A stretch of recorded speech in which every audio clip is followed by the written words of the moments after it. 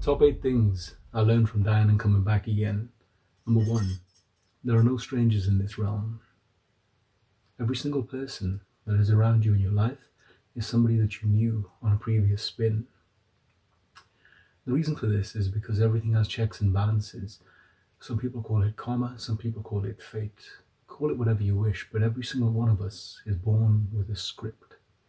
Now, that script has various options. You can have the path of least resistance, the most folks take, or you can go against the grain and walk on the path of power. The difference between the first and the second option is they don't teach you about the second one. It's kept hidden, it's kept occulted. Some people find it by luck, and some people find it because they used to walk it previously. This is the reason why there's no such thing as equality. Every single one of us that steps in has our own variable, our frequency, a soul age, you can call it if you wish. And this is responsible for your individual strengths, your desires, wishes, every single thing that you could ever want, hope to be. I mean, there's a simple way to test this. If I ask you now, on a scale of 1 to 10, with 1 being the absolute wackest version, and 10 being the ultimate you firing on all cylinders, you'll notice that you instantly know exactly where you sit on that list. That should show you that the other variables are options that you can actualize. And the way that you actualize them is by doing the knowledge. You look within, because this whole world is basically just a projection of your consciousness, so you're interacting with figments of your imagination. So in a technical sense, you are the only soul in this realm, and I'm just a part of you that's talking to you, which is why you're watching this video now. Second thing is that I'm an immortal, and that means we're all immortal. You can't die. Death is the single greatest lie in this world, because what you are is pure consciousness. Not John of House Smith, not that story in your head that you believe and all the rest of this stuff. You existed before time. You are in this world, but not of this world. The brain and the body merely conduct your consciousness, and you can prove this because each night when you go to sleep you dream, and your brain creates these multi-variety images for the privacy of your own head, and whilst you're in that state you believe it's entirely real. It's only when you come to a higher level of consciousness that it clicks. Wait a minute, that made no sense. What was this? What could that mean? That's the hint. This is the game of souls, my friend. Now, the third aspect is that there are no enemies, only teachers. Anyone who thinks they have enemies in this world is a fool, because, like I said, these people are projections, so they're teaching you something, either something you did back when, or something you came to learn. Most people will continually keep on going round and round and round and round the wheel of reincarnation until eventually it starts to click. Then the soul takes on a more active kind of role, because a lot of people who are actually here are not fully present. They're automata that have been programmed by reality. This is why you need 2 decades worth of legally mandated sit still, look ahead, do well on the test or your parents will stress, and all the rest of that mess, because the you that stepped in is in a state that I call innocence, and this, you need to regain that in order to leave, because the only thing that can go from here is what came in. So you are pure 0-point energy. So that baggage of, oh, she did me wrong, or I don't like him, all that kind of stuff, that's what keeps you coming back. And that leads back to what I told you about being no strangers. You are constantly interacting with the same souls again and again and again. Some of them take on different roles. I mean, you could be a son one time and a mother the next, but there'll be a dynamic in there. One of the easiest ways to prove this to you is via the use of Vedic astrology, because it blows the Western stuff out of the water. It's so detailed that you can actually see your past life incarnations from there. And if you draw up the charts of your family and friends, you will see the interactions of what presents and where, but that's another topic. Bringing it on to the fourth point, consciousness is everything. The game is quite literally mental, because it's all in your head, but your awareness does not end there. Once again, this is very easy to prove with the sense of being stared at. Have you ever noticed how somebody can be looking at you and you turn around and look directly at them? What causes that to happen? Now, this was something that fascinated me as a child because I detested school. So I used to sit there drilling my eyes in the back of someone's head saying, turn around, turn around, turn around. And they would. Then I thought, this is interesting. So I combined that with what I'd learned about how to balance my chair on two legs. And what I noticed was it took a lot of internal awareness, and you could feel the energy building up behind your eyes and behind your eyes. Then I could shoot that out, and I could tell the teacher, drop the chalk, and he would 80% of the time. And that would cause me much amusement. Now, this goes on to the next aspect. One of the most interesting things I realized as I was dying was that my current incarnation was much like a hip-hop record, in the sense that a drum beat had been sampled from one life, some instruments had been sampled from another life, there was a vocal sample from another life, and I thought, this is unbelievable. I mean, read the articles, The Fourth Dimension is Made of Vinyl, and The Song of Your Soul, where I go into this in more detail. But once you start comprehending this, you realize that it's like fishing in the rivers of time. So there are aspects and heritage that came from your bloodline and your inheritance that way that made you who you are. I mean, there's a story I wrote of a guy who went to visit his ancestors, and he'd never seen this side of his family. And one of the things he used to do, something he'd done since birth, was he would turn his plate around a certain way before eating. And the old grandmother that was there, she was shocked when she saw this happen, because it's what her younger brother used to do. But he died, and it was the exact same trait manifest. Now the question is was this soul a reincarnation into the same bloodline, or had he simply picked up this trait? Check into it. It's worth noticing if there's certain things that you've always done just because they feel correct. In the same way, you'll often get drawn into similar situations. I mean, I said in my other video that if you have an inkling or a yearning in you that tells you should go somewhere and check something out, go. You may just activate this kind of resonance in your frequency that brings back all of these downloads of information from other lives. And once again, these are things, this is the reason why we have immigration and countries are zoned off and people rarely travel. I mean, how many people do you know that frequently go on holiday to exactly the same place and then back again? It shows you that they completely lack imagination. Now, this is something we're going to get to later, but another important point of this is all of your ancestors, i.e. the deceased, live within the subcellular structure of your body. This was absolutely mind-blowing when I comprehended it.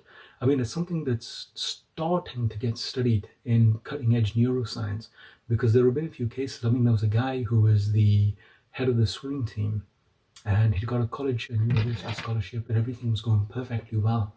And then he suddenly started developing loads of stress and anxiety out of nowhere, completely panicked at this whole situation, and he couldn't go anywhere near the water anymore. And then when he looked into it, he discovered that one of his ancestors had drowned at the same age that he was, and the combination of resonance of his age, his astrological makeup, his psychological style, what he was doing, triggered that memory in him.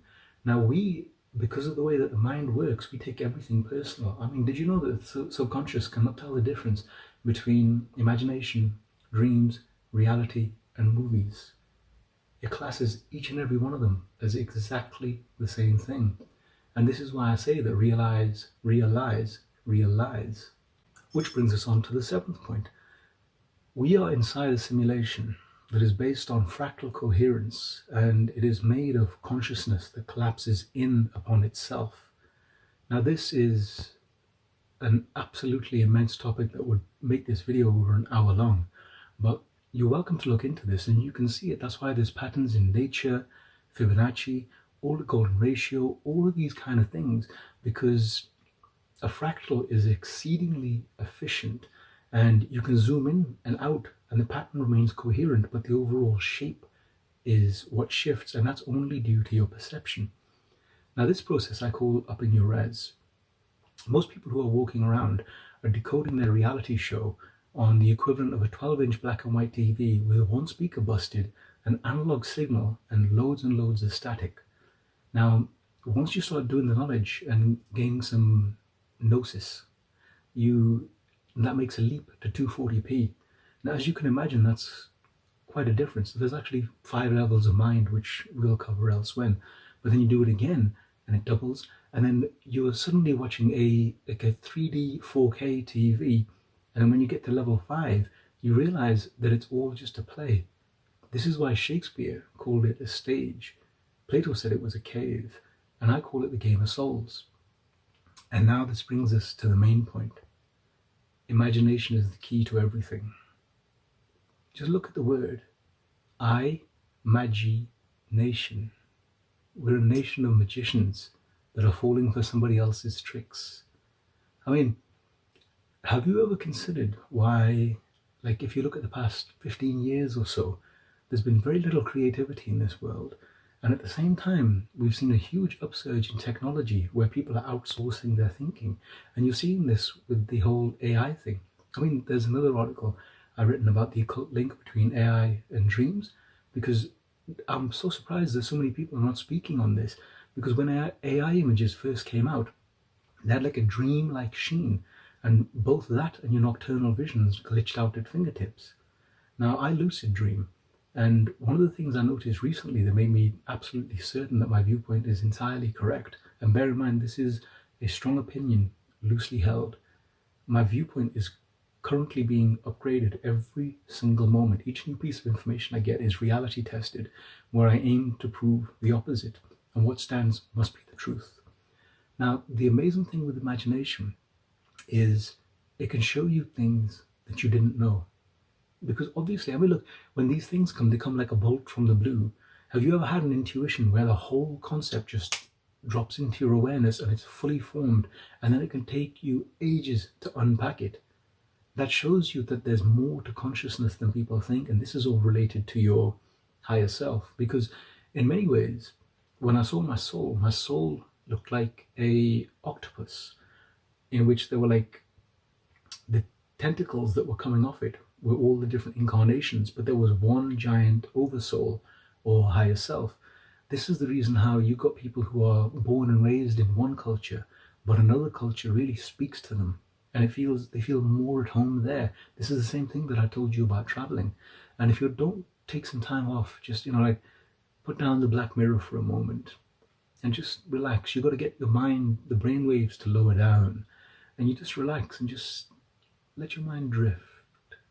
You know how you used to when you were a child, and then you'd get totally focused in what you were doing, and the outside world melts because the inside realm starts to bloom. So that's it, basically. Quick overview. If there's anything you wish for me to go into more detail on, I'd be happy to furnish the details, but take a time out and consider what I have said. So next time you look around at your family and friends, think, how did I know them previously? What is the caliber and quality of your relationship? What is the same argument that keeps happening again and again and again? This is more than likely a carryover. The immortal thing teaches you that death is an illusion, and all the fears in this realm are based on death. So when you know you can't die, you have to question, what exactly is scared? When you realize that the fears are something that was programmed in, and it's always based on a previous life, a previous event, or a previous life. I mean, the timeline technique that I've detailed in an article that I'll link for you is absolutely fantastic, because like clients come and the first thing I ask them to do is an inventory of their childhood, how much of their life that they actually remember from 0 till 10. And most people have around about 2 years, 6 months to 2 years. That's it. Where's all the rest of the stuff? That's your shadow. That is what's actually running the show and creating this reality as it is.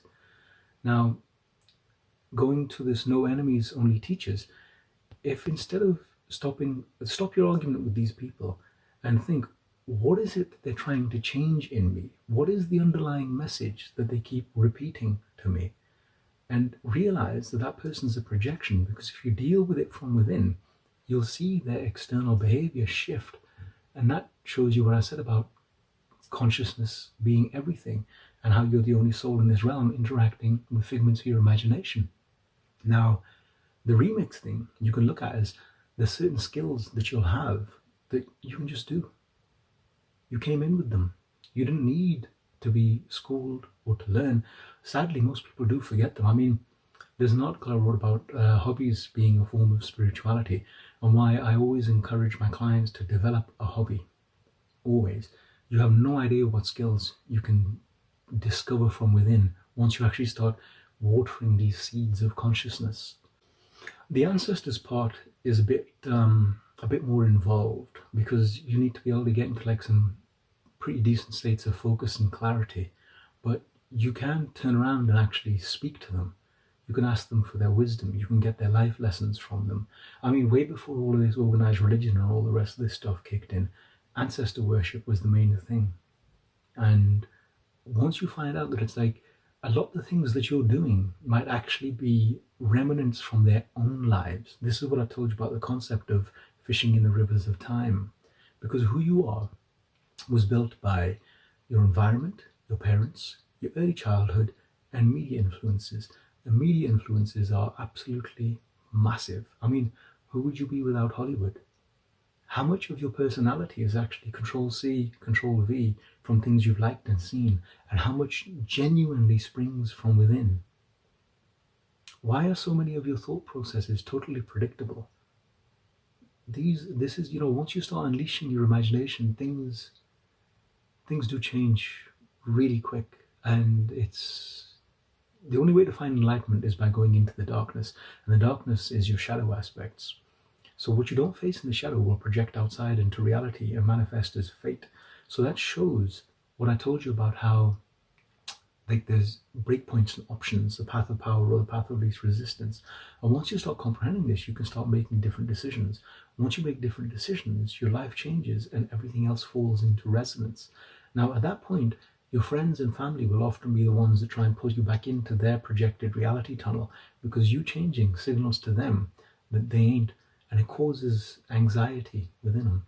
You have to then comprehend that there are levels to your resistance that's being manifest to test if you truly do wish to be the best version of yourself or if you're content just being whack. Once you've done all of these kind of things a few times, then the whole matrix concept kicks in and you realize how it's obviously a simulation that is predicated on a coherently collapsed construction of consciousness, because you're actively changing reality by changing your mind.